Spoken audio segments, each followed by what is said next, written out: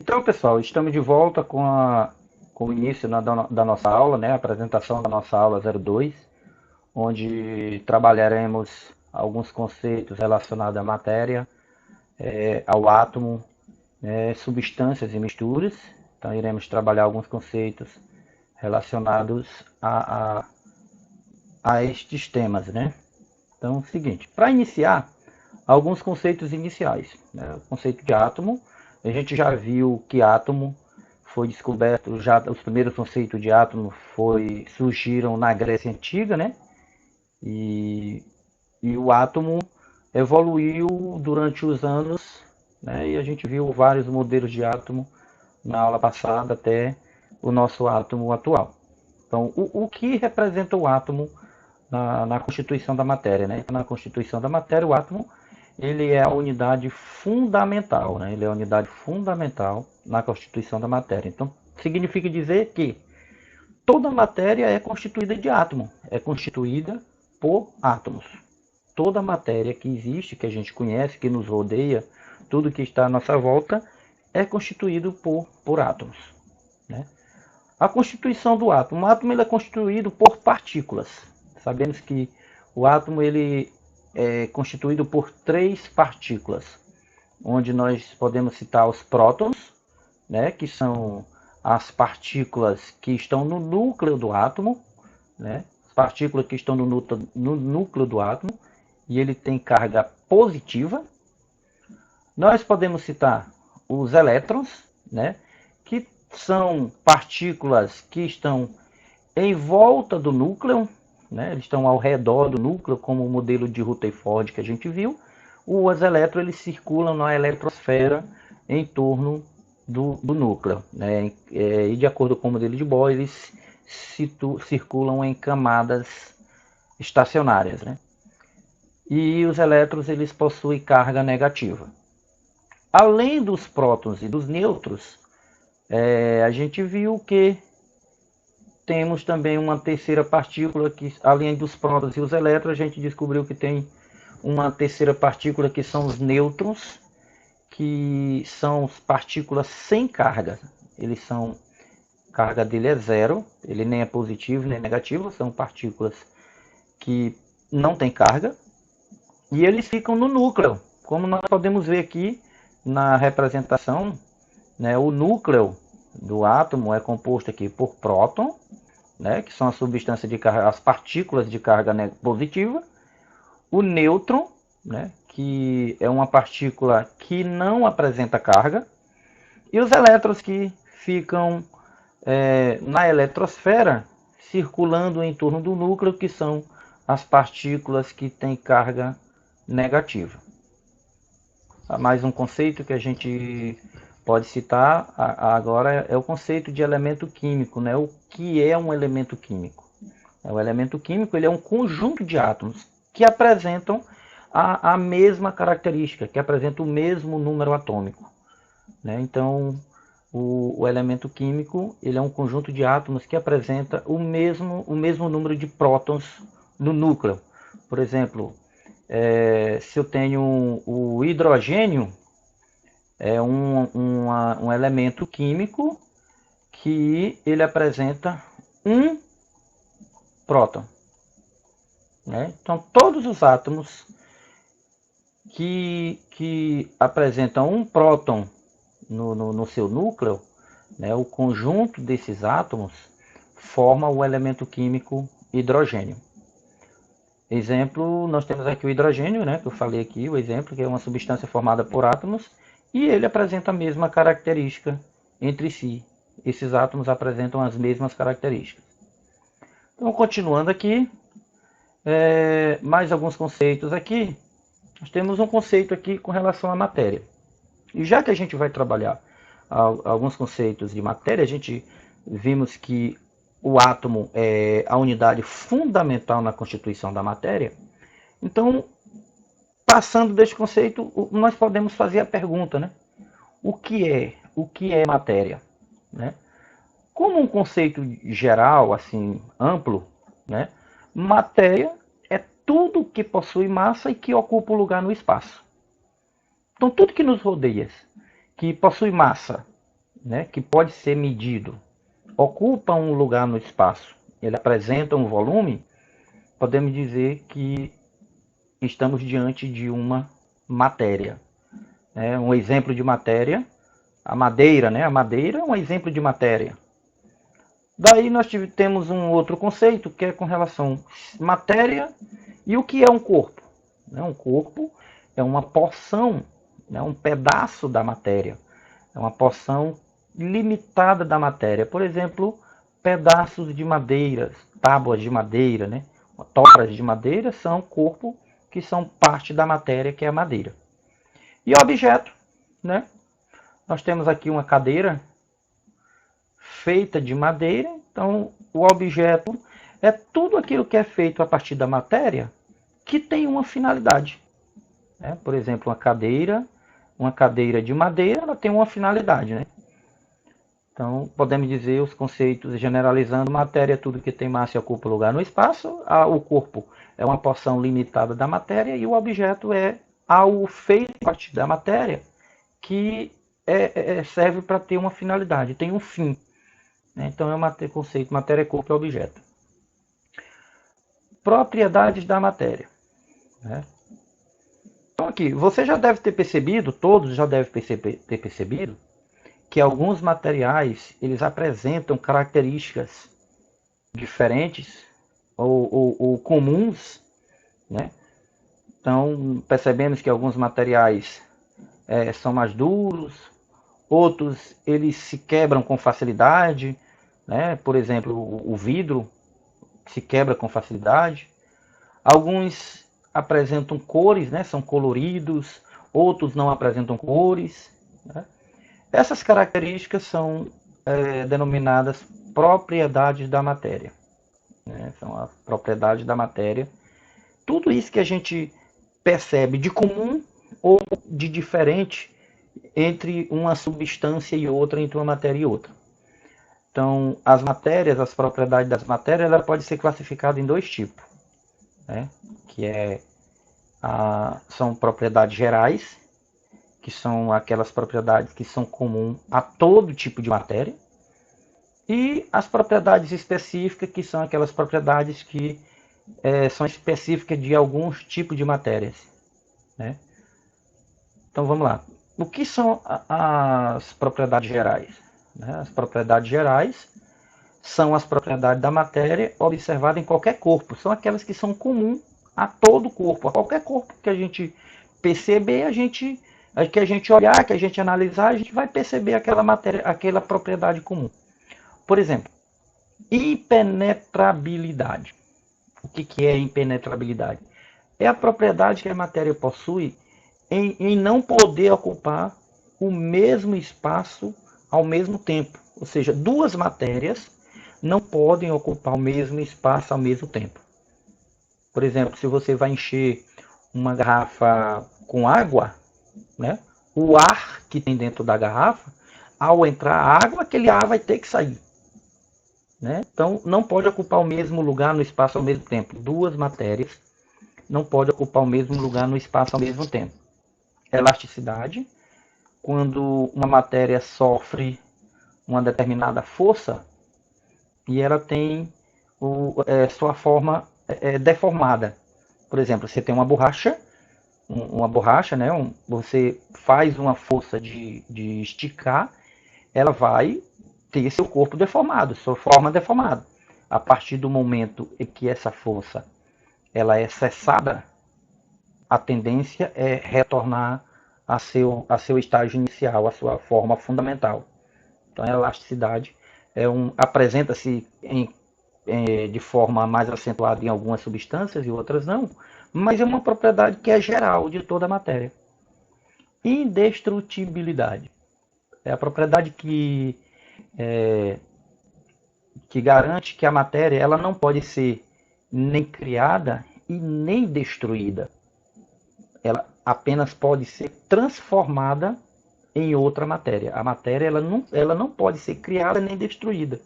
Ela pode ser transformada, né? Então, propriedade da indestrutibilidade.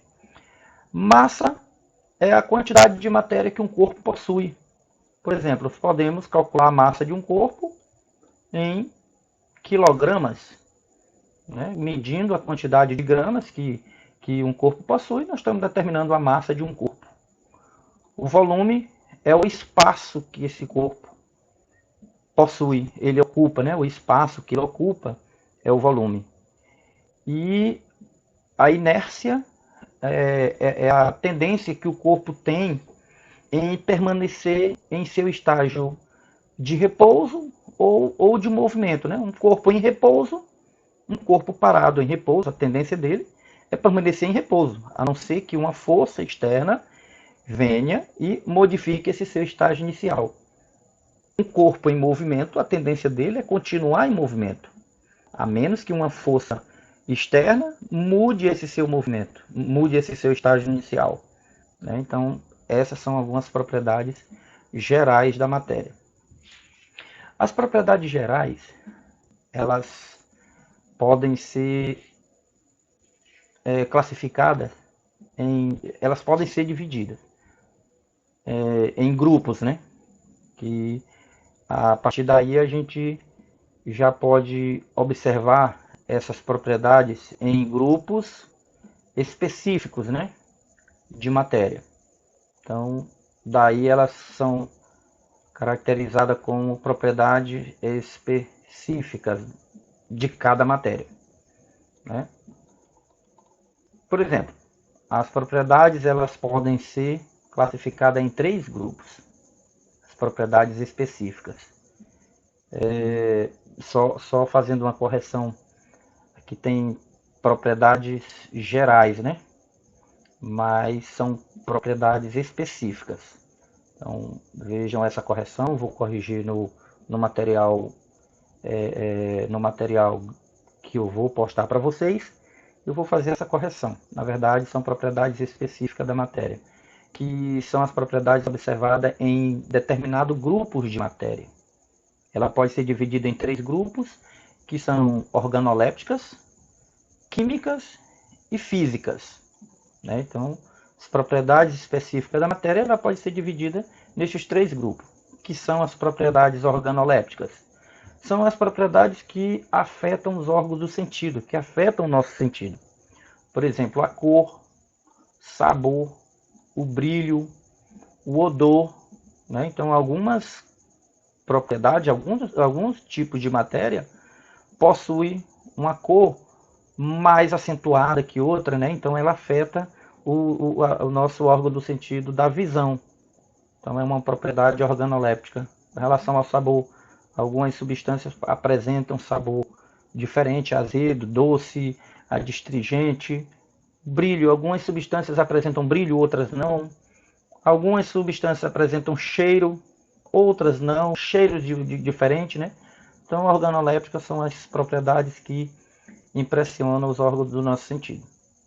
As propriedades químicas são as propriedades relacionadas à transformação de uma matéria em outra. Por exemplo, a combustão, algumas tipos de matéria apresentam uma maior tendência à combustão, que é a queima, outras não, né? Então, a propriedade química ela está mais relacionada às características que uma matéria tem em se transformar em outra matéria. São propriedades químicas.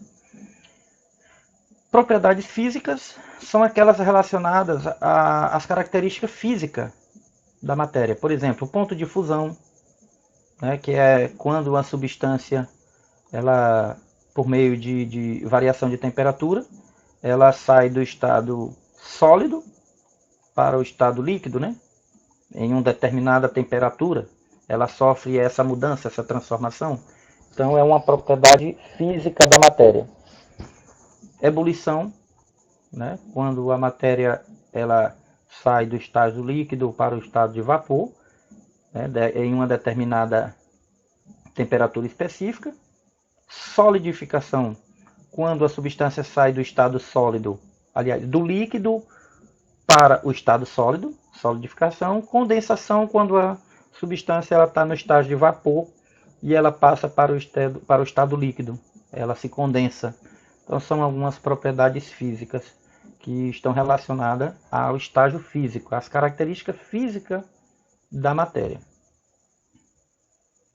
Relacionada ao estado sólido, líquido e gasoso, ponto de fusão, ponto de ebulição.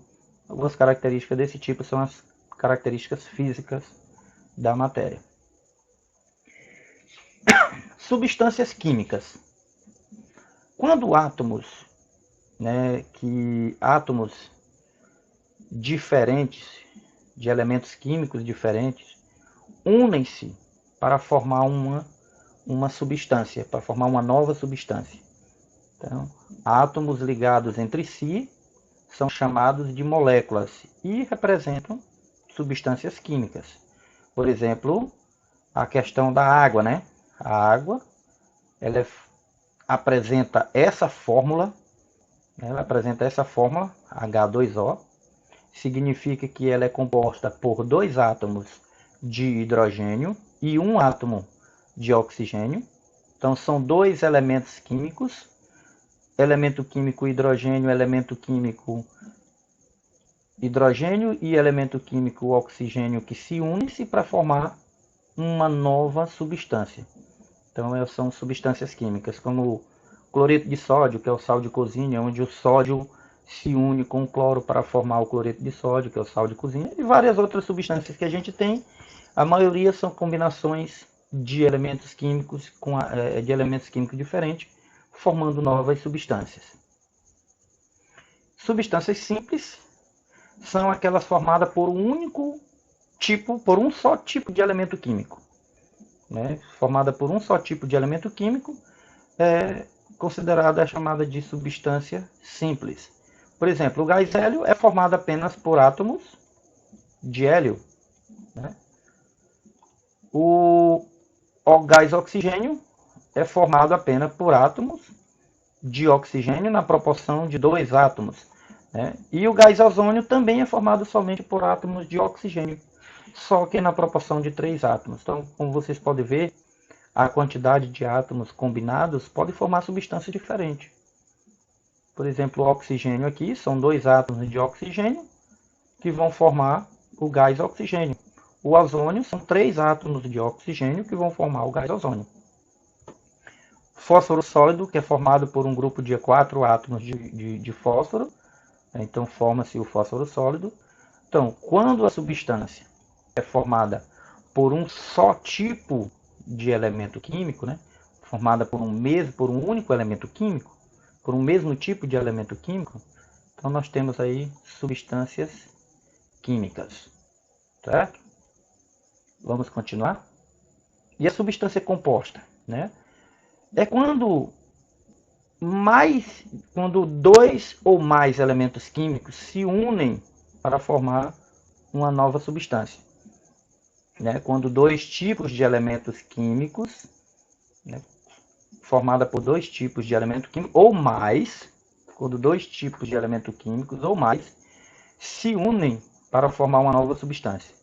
Por exemplo, nós temos, aqui a água, é formada por 2 átomos de hidrogênio e 1 átomo de oxigênio. Então, esses átomos combinaram entre si para formar uma nova substância.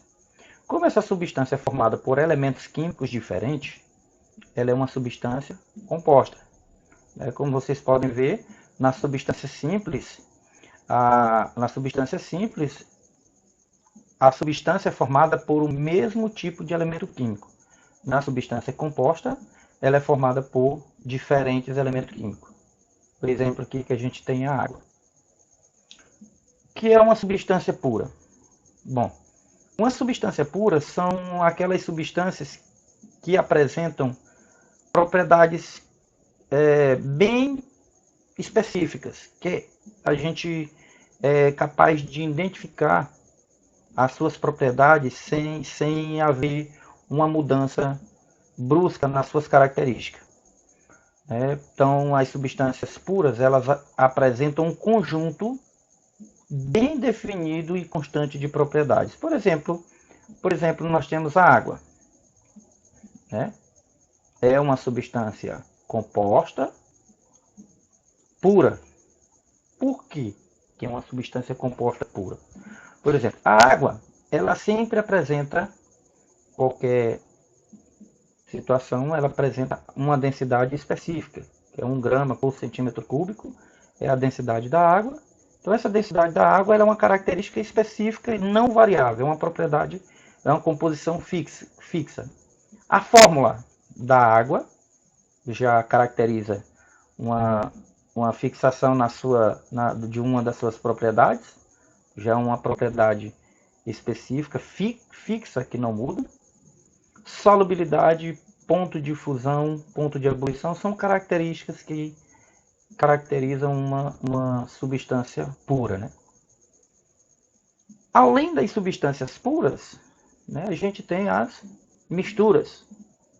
Por exemplo, quando uma substância é adicionada em outra, ela forma uma mistura.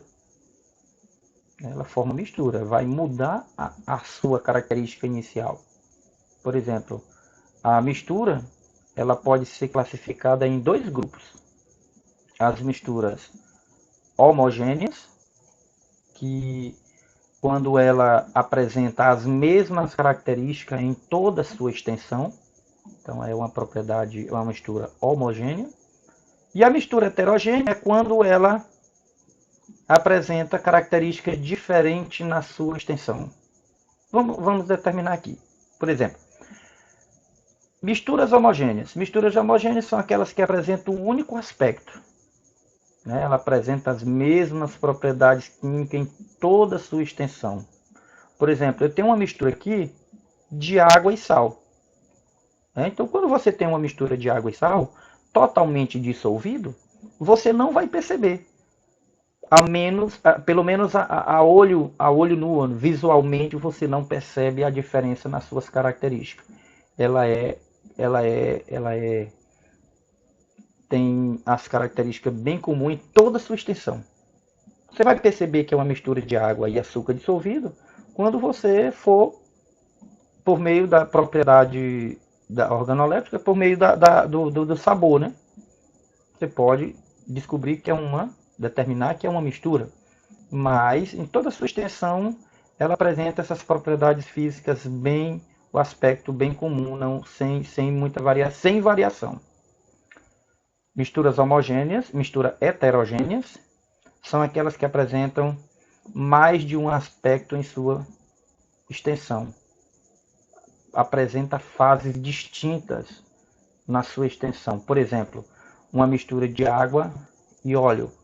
Então a gente vai ver essa separação, onde a gente percebe a separação da água do óleo. A gente vai ter fases, né? Nesse caso a gente vai ter fases. Nesse exemplo específico de água e óleo, a gente vai ter 2 fases. Né? Uma fase formada pela água e uma fase formada pelo óleo. Já que são 2 substâncias que não se misturam, então elas vão apresentar características distintas, características diferentes. Né? E de acordo com a quantidade de camadas, com a quantidade de fases, a gente pode caracterizar uma mistura heterogênea. Uma mistura heterogênea, de acordo com a sua quantidade de fases, quando ela apresenta 2 fases, né? Ela é denominada bifásica, quando ela apresenta 2 fases. Quando ela apresenta 3 fases, ela é denominada trifásica, né? E quando a substância apresenta mais de 4 fases, a partir de 4 fases, ela já pode ser considerada uma substância polifásica. Apesar de haver a nominação, por exemplo, a nomenclatura de uma substância com 4 fases, ela pode ser chamada de tetrafásica. 5 fases, pentafásica, né? E assim por diante. Mas a partir de 4 fases, ela já é considerada uma substância polifásica e pronto, já é uma nomenclatura geral para todas as substâncias que têm mais de 3 fases. Exemplo aqui, a gente tem óleo, água e gelo. Embora a água e o gelo elas sejam formadas pela mesma substância química, mas elas se apresentam em estado físico diferente. Água no estado líquido e água no estado sólido, né? Elas estão em estado físico diferente, então elas apresentam como camadas diferentes, como fases diferentes. Ainda tem a camada formada pelo óleo, né? Então, nesse caso, nós temos uma substância que apresenta 3 fases. É uma substância, uma mistura trifásica. Nesse outro exemplo, onde nós temos água gaseificada e óleo, né, nós podemos perceber que nós temos a fase formada pela água líquida e temos a fase formada pela água sólida, né? Então, mesmo sendo da mesma substância, mas com estados físicos diferentes, estado líquido e estado sólido, elas apresentam camadas, representam fases diferentes. Então, esse sistema é bifásico, formado por 2 fases. Nós temos um terceiro exemplo, onde nós temos óleo, né? Pode ser identificado aqui, o óleo. Nós temos o gelo, pode ser identificado aqui.